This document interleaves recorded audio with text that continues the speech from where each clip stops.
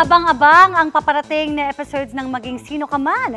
Kabilang dyan ang pinaka-challenging na eksena for Barbie Fortesa at scene na tribute para sa OG and one and only megastar Sharon Cuneta. Makichika kay Nelson Canlas.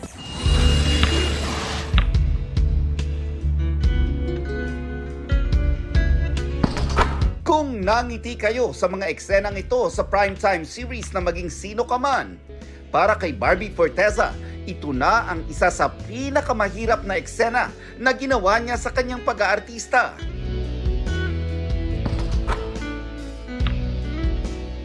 Wala raw kasi siyang ka-idea kung paano maglaro ng basketball. Subukan mo gamit talaga yung bola. Subukan mo talaga gamit yung bola. Kaya to the rescue ang kanyang leading man na si David Licauco, na isa lang namang court superstar nung college days niya.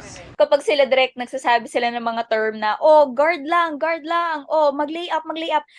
Sabi ko talaga, anong ibig sabihin nun? Ituro ko sa akin kasi hindi ko alam. Naramdaman ko naman yung guidance ni David kasi nakikita niya na medyo nararatel na ako. Medyo isa yun sa mako-consider ko na parang unforgettable scenes ko with David kasi that was the only time na tinuruan niya ako.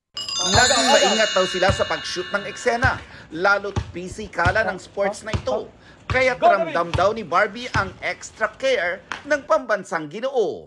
We all know how physical basketball is, di ba? In my case, na nagpapanggap lang naman akong lalaki, but in reality, babae ako. So, syempre, may mga sensitivity issues tayo dyan sa part na yan. So, medyo nahirapan si David. Dahil gentleman siya, 'di ba? So medyo challenging siya for the both of us. Kahit na magaling siya mag-basketball, syempre na-challenge siya kasi gusto rin niya akong maalalayan dun sa eksena. Dahil nga sa angking kapogian ni Dino, pati si Betty played by Faith Da Silva, tila nahuhulog na rin sa kanya. Ganyan ang spark na hatid ng dalawa sa isang TikTok entry ni Faith off-cam. Pero wait, dapat ding abangan ang pagsabak ni Dino sa isang gay beauty contest. Pero imbis na makita raw natin si Barbie sa eksena, mas makikita natin ang pagbibigay-pugay niya sa kanyang idol na si megastar Sharon Cuneta, ang original na gumanap sa papel na ginampanan ni Barbie mula sa 90s film na Maging Sino Ka Man. You will see Digna, ang original disguised persona ni Miss Sharon Cuneta sa so parang homage. Yeah, so para mag-ano siya, ma-incorporate namin si Digna doon sa show. Wow. Kaya so meron ka palang parang may parang tribute ka pala kay Sharon. Yeah.